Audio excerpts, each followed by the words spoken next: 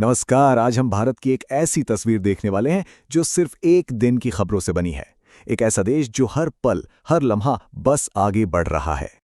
जरा सोचिए, सिर्फ एक दिन 29 नवंबर 2025 और इस एक दिन में 1 अरब से ज्यादा लोगों के इस देश में क्या कुछ नहीं हो रहा है। आज हम इसी हलचल, इसी ऊर्जा की एक झलक देखने वाले हैं। तो चलिए शुरू करते हैं। सबसे पहले बात करते हैं कि कैसे भारत अपनी सरहदों के अंदर और बाहर दोनों जगह मुश्किलों का सामना कर रहा है।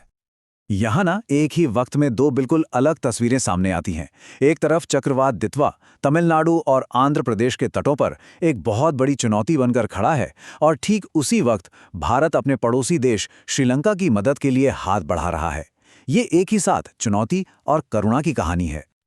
तो जमीन पर क्या हो रहा है? देखिए, कई जिलों में फ्लाइट्स रोक दी गई हैं और स्कूल बंद हैं।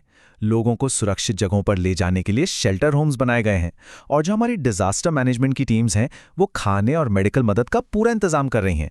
मतलब तूफान के आने से पहले तैयारी पूरी है। चलिए अब इन मुश्किलों से थोड़ा आगे बढ़कर देश की अर्थव्यवस्था की नब्ज को समझते हैं।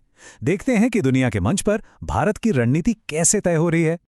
विदेश मंत्री एस जयशंकर का ये बयान असल में भारत की आर्थिक नीति के पीछे की गहरी सोच को बताता है। उनका कहना है कि आज के दौर में आर्थिक फैसले सिर्फ मुनाफे नुकसान को देखकर नहीं लिए जा सकते। इसीलिए मेक इन इंडिया और नए ट्रेड एग्रीमेंट्स पर इतना जोर है।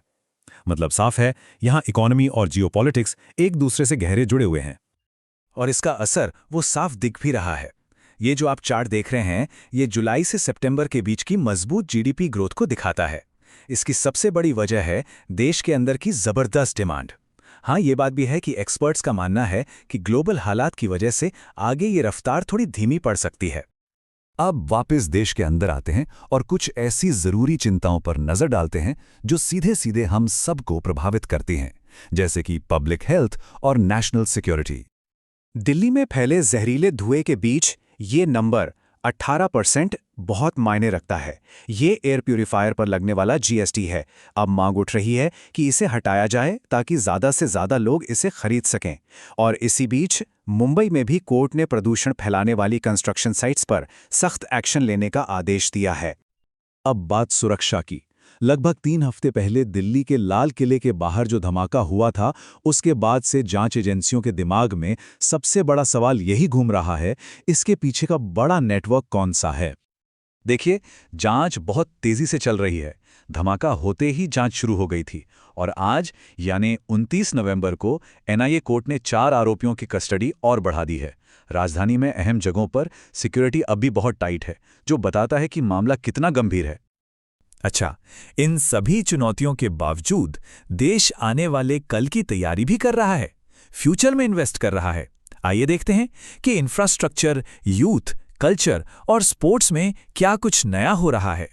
रक्षा मंत्री राजनाथ सिंह ने देश के नौजवानों से एक सीधी और साफ अपील की है।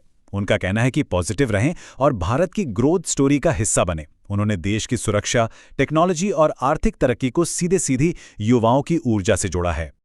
और फ्यूचर में इन्वेस्टमेंट का एक ठोस उदाहरण ये रकम है 16,000 करोड़ रुपए। जी हां, इतना पैसा पंजाब में सड़कों का जाल बिछाने और उन्हें अपग्रेड करने के लिए लगाया जा रहा है, ताकि गांव और शहर दोनों जगहों पर कनेक्टिविटी और बेहतर हो सके।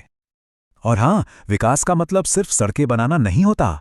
आज के दिन की खबरों में कल्चर और स्पोर्ट्स की भी एक अलग ही रौनक है।